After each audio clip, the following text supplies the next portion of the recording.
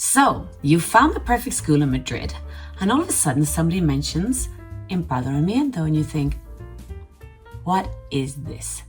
Don't worry, it's not as complicated as it sounds. And in this video, I'm going to tell you what it is and how to get it done quickly.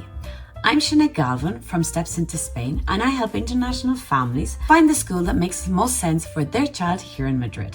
So what is your empadronamiento?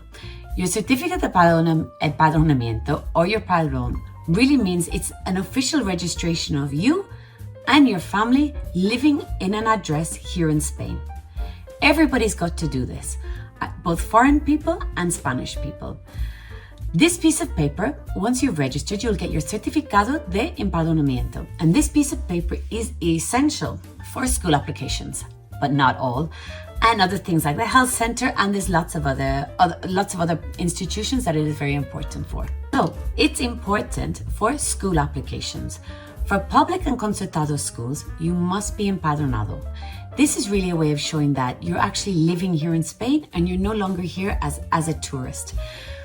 And of course, with the public and concertado schools, there's different applications at different times of the year. For the ordinary application is to show that you're living here in Madrid and will help you in the point system. And then for your late application, which is called el proceso extraordinario, you need to be empadronado to then decide what's your catchment area for schools. So depending on where you're empadronado, you are then allowed to apply to schools within that district. Of course, if you apply to private schools, and included in that are international schools, you do not need to be empadronado. It is not a requirement in their school applications. However, even though it's not necessary for private applications, it's a recommendation that you do it because you do need it for lots of other things, like you're visiting your doctor. So, how do you get your padrón or your empadronamiento? You must book an appointment in advance. It's called a cita previa, and it's something that I would recommend that you do before moving to Spain. You can actually book your appointment up to 1 month in advance. This is recommendable because a lot of these appointments are taken really quickly, and it can be very stressful if you're here and you don't get an appointment. So yes, book it well in advance to make sure that you have your appointment. Another thing to consider is you don't have to book an appointment in the district that you're going to live in. You can book an appointment anywhere across Madrid, but definitely get your appointment booked well in advance. Prepare your documents. And remember, general rule of thumb, if you're going to any Spanish bureaucratic appointment, bring everything. If in doubt, just bring it. So the essential documents that you need for this, you need your family's passports. Each family member's passport must be submitted for your application, both copies and originals. Also, if you have your NIE or your TIE, that should also be presented. Quite often families are asked about their children's birth certificates. I would bring them just in case. And the important one, the proof that you're living here in Madrid and that you're eligible for your padrón is that you show a copy of your rental lease. Remember, it must be a minimum of 6 months. Temporary leasing will not work.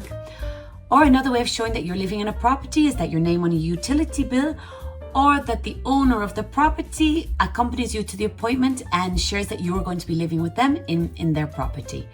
You will also need to complete an application form which must be signed by both parents.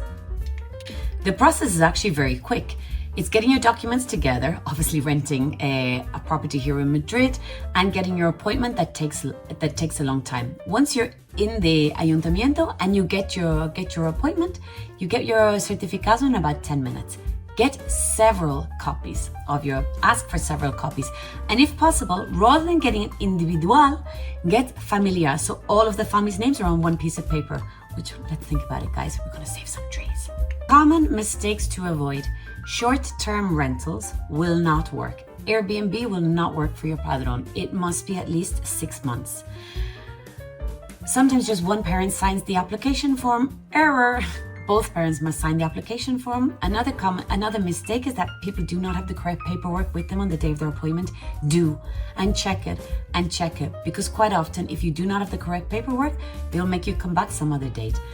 And finally, check that all of the information is correct. And remember, the district that is, if it's the late application process, the district that's assigned to you by your property, by your address, is where you're going to apply to schools. So to recap, you do not need a visa in order to apply to schools here in Madrid. or in Spain, but you do need to be empadronado. Watch my previous video, no visa, no problem, and subscribe to my channel for more clear and non-fluff advice from somebody who really knows about schools in Spain.